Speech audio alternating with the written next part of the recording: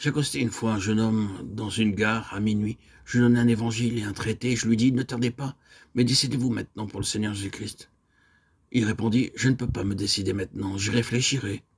Je lui dis encore, supposez que vous ayez perdu 5 euros, diriez-vous que vous allez les chercher demain ou plus tard? Il me demanda alors, mais qui vous a dit que j'ai perdu 5 euros? Oh, je répondis, personne, je ne le savais pas.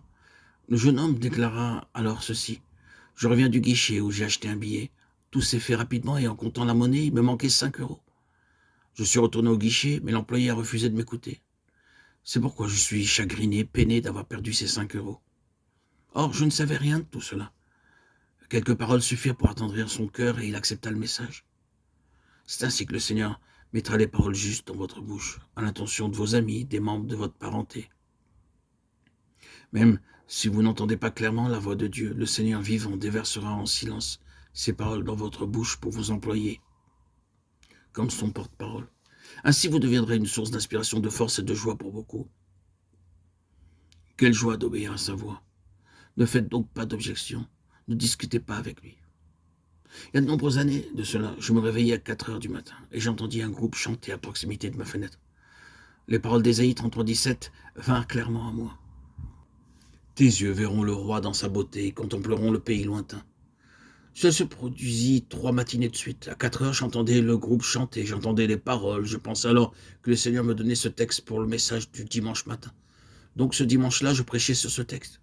Et lundi matin, je fis de même. Je demandai ensuite, Seigneur, quel message m'adresses-tu par ces paroles? Tu me les as adressées au cours des 3 derniers matins.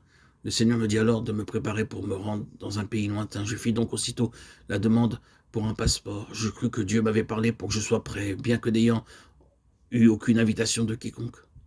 En ce jour, nous devions faire des démarches pour les places. En peu de jours, j'ai reçu la réponse pour une place sur un bateau partant un certain jour. Je n'avais pas encore reçu le passeport, mais je croyais que Dieu avait son plan céleste pour moi. Il faut d'habitude 1 mois pour avoir un passeport. Je vis Dieu agir en ma faveur et je le reçus en moins d'1 semaine. Pendant mon moment de recueillement, j'ai reçu la parole d'Ézéchiel 8:1, la 6e année, le 5e jour du 6e mois. Ces paroles vinrent alors à moi avec force. Je priais encore que signifient pour moi ces paroles. Le Seigneur me dit, je veux que tu te rendes à Londres le 5 juin 46. J'allais donc à Bombay auprès de la compagnie maritime. Je leur demandais si un navire arriverait à Londres le 5 juin. Ils répondirent affirmativement, mais qu'il n'y avait plus de place disponible.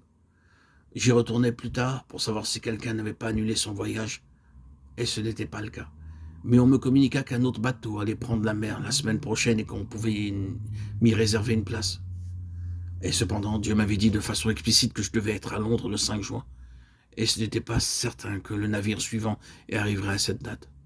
Quoi qu'il en soit, je me fis réserver une place sur le second navire, et nous arrivâmes à Londres le 5 juin, alors que le premier bateau eut 4 jours de retard à cause de difficultés mécaniques.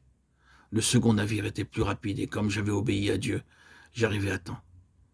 Plus tard, je reçus lors de mon recueillement cette portion de Zacharie 9:10, d'une mer à l'autre. Le Seigneur me dit alors, tu dois traverser une autre mer et aller plus loin. Je me rendis auprès de toutes les compagnies de voyage maritimes et auprès de toutes les compagnies aériennes, mais la réponse était toujours la même. Tout est pris. Je croyais que j'allais trouver une issue puisque Dieu avait parlé. Un certain matin, je lisais le verset 16 du chapitre 43 du livre d'Ésaïe. Ainsi parle l'Éternel qui fraya dans la mer un chemin et dans les eaux puissantes un sentier. De cette façon, je fus sûr que j'obtiendrais mon billet. Je me rendis donc au bureau des voyages maritimes et je demandai, y a-t-il aujourd'hui une chance pour moi, monsieur? L'homme répondit, eh bien, il y a juste une possibilité. Si les autorités officielles peuvent vous recommander, vous pourrez partir. Ils le font d'ordinaire en faveur des fonctionnaires de l'État. Je décidai d'y aller et je me rendis au bureau du haut-commissaire et le fonctionnaire au service me demanda, êtes-vous fonctionnaire du gouvernement? Je répondis, non, monsieur, je suis un serviteur de Dieu. C'est très bien, dit-il, et on me donna le billet. Lorsque j'arrivai à New York, j'appris qu'un dénommé Reuven Lawson voulait me voir. Il y avait bien des années que je ne l'avais plus revu. Je l'avais très brièvement rencontré. Je n'avais rien appris à son sujet depuis 10 ans. Comment avait-il été averti de ma venue à New York? Quoi qu'il en soit, en descendant du bateau, il était là et il me dit « Vous êtes venu aux États-Unis par la prière ?» Moi-même, j'ai prié pour être mis en contact avec quelqu'un qui connaissait la langue hindi, car nous aimerions enregistrer des messages à l'intention des Indiens vivant aux États-Unis. Ce matin, j'entendis M. Chambers dire « Le frère Baksing arrive à New York. C'est la raison pour laquelle je suis venu vous rencontrer. » Le premier jour après mon débarquement, j'enregistrai un message.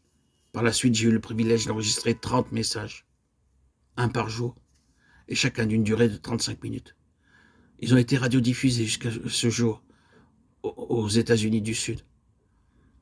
Je puis dire sincèrement et en toute humilité que je n'ai nullement le désir de voir un pays ou une ville ou d'acheter quelque chose. Mon seul désir, c'est d'être dans sa volonté parfaite et d'être employé par lui comme son témoin. C'est ainsi que Dieu poursuit dans le calme, jour après jour, son œuvre en nous. Si vous êtes prêt à être utilisé par lui pour montrer à quelqu'un le chemin du salut, ou pour le réconforter, ou encore pour lui venir en aide, il vous sera facile d'entendre la voix de Dieu. Vous ne discuterez ni ne poserez de questions, vous obéirez à tout ce qu'il ordonne ou dit. Il vous donnera le message pour les personnes concernées, car il a un plan céleste pour chacun. Je pourrais vous raconter beaucoup de récits comme preuve et vous dire l'honneur qui revient à ceux qui entendent tous les jours et à chaque pas la voix de Dieu. Ainsi se termine le témoignage de frère Baksing.